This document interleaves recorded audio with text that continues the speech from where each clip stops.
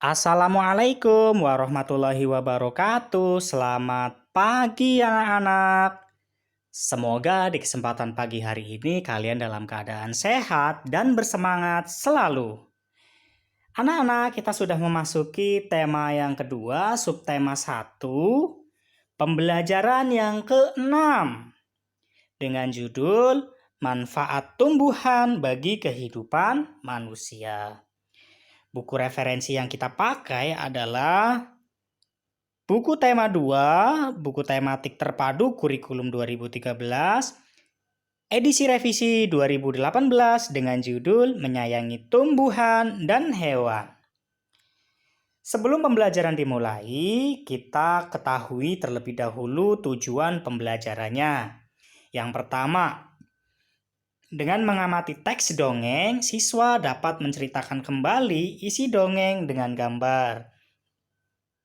Yang kedua, dengan membaca teks dongeng, siswa dapat menemukan pesan yang terdapat dalam dongeng dengan tepat. Yang ketiga, dengan mengamati teks dongeng, siswa dapat menuliskan perbuatan baik yang dilakukan oleh tokoh dongeng. Yang keempat, dengan kegiatan berdiskusi, siswa dapat menyebutkan arti penting bersikap baik kepada sesama sebagai perwujudan pengamalan sila Pancasila yang dilambangkan dalam Garuda Pancasila.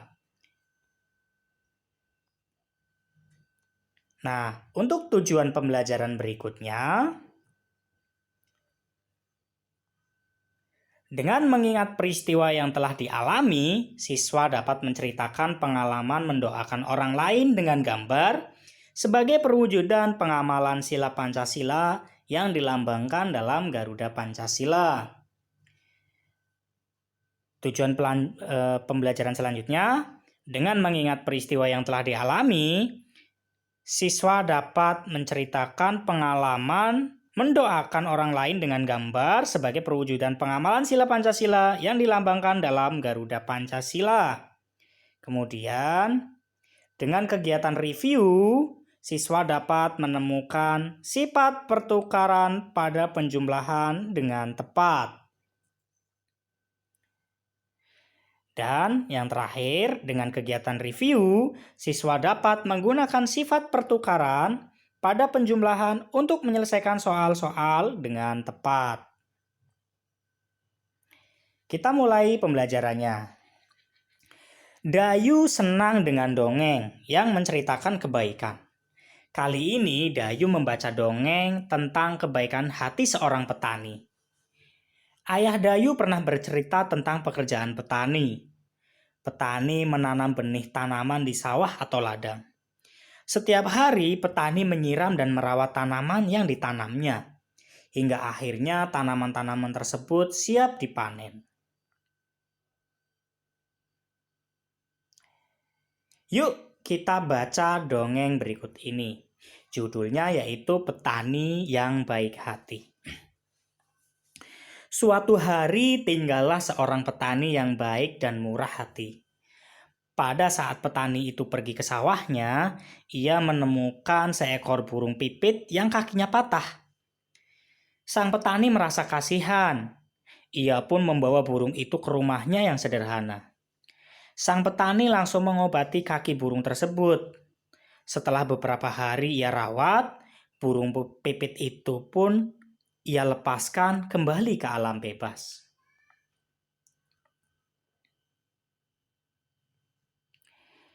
Beberapa hari kemudian, pada saat petani itu sedang mengairi sawah dan mencabuti rumput liar, ia didatangi oleh burung pipit kecil yang telah ia tolong.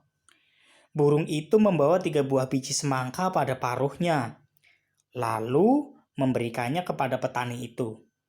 Setelah itu, burung itu pun pergi. Petani itu sangat berterima kasih kepada burung.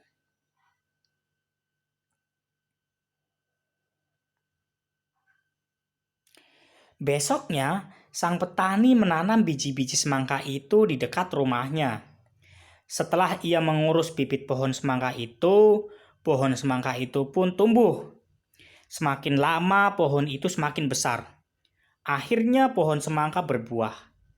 Petani itu sangat senang. ia mengambil ketiga buah semangka itu. Pada saat ia membelah buah semangka yang pertama, keluarlah beberapa bongkah emas dan berlian yang berkilauan. Petani itu merasa sangat kaget bercampur senang. Lalu ia membelah semangka yang kedua. Ternyata isinya adalah bahan-bahan bangunan. Petani itu merasa sangat bahagia, lalu membelah semangka yang terakhir. Ternyata keluarlah para pekerja yang siap membangun istana yang megah untuk ia tinggali. Akhirnya, karena kebaikan dan ketulusan petani itu, sekarang ia menjadi seorang yang sangat kaya raya. Ia selalu membagikan hartanya kepada orang yang kekurangan dan selalu menolong orang yang butuh pertolongannya. Nah, untuk tugas bahasa Indonesia di pembelajaran yang ke-6 ini adalah buatlah gambar yang menceritakan dongeng petani yang baik hati itu. Tulislah pesan yang terdapat pada dongeng petani yang baik hati. Jadi kalian latihan gambar ya, sebisa kalian. Gambar sesuai dengan cerita yang ada. Kemudian tulis pesan yang terdapat pada dongeng petani yang baik hati itu. Itu untuk tugas bahasa Indonesia. Kita lanjutkan materinya. Dayu dan teman-temannya mengunjungi kebun manggis. Kebun manggis itu milik Paman Dayu. Dayu dan Siti membantu memasukkan buah manggis ke dalam karung. Karung Dayu berisi 540 manggis. Karung Siti berisi 590 manggis. Berapakah jumlah manggis dalam karung Dayu dan Siti? Nah, masih ingat ya di pembelajaran kelima, yaitu sifat pertukaran penjumlahan. Nah, kita akan belajar kembali. Buatlah bentuk penjumlahan dengan pertukaran. Kita tulis karung Dayu berisi 540, ditulis 540. Karung Siti berisi 590, maka ditulis 590. Maka 540 ditambah 590 sama dengan 1130. Jika dibalik, maka menjadi seperti ini. 590 ditambah 540 sama dengan 1130. Ya, itu merupakan sifat pertukaran penjumlahan. 540 ditambah 590 sama dengan 590 ditambah 540. Itu tadi tugas bahasa Indonesia di pembelajaran yang ke-6.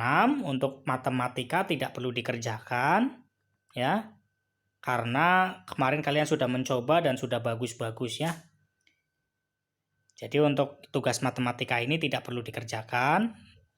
Kalau untuk mau buat latihan sendiri boleh silahkan, tetapi tidak perlu untuk dikumpulkan ya. Tidak perlu di-upload di Classroom. Yang perlu kalian upload di Classroom adalah tugas bahasa Indonesia saja, cukup ya. Itu saja pembelajaran pada kesempatan kali ini, semoga bisa bermanfaat. Apabila ada kesalahan dan kekurangan, saya mohon maaf. Wassalamualaikum warahmatullahi wabarakatuh.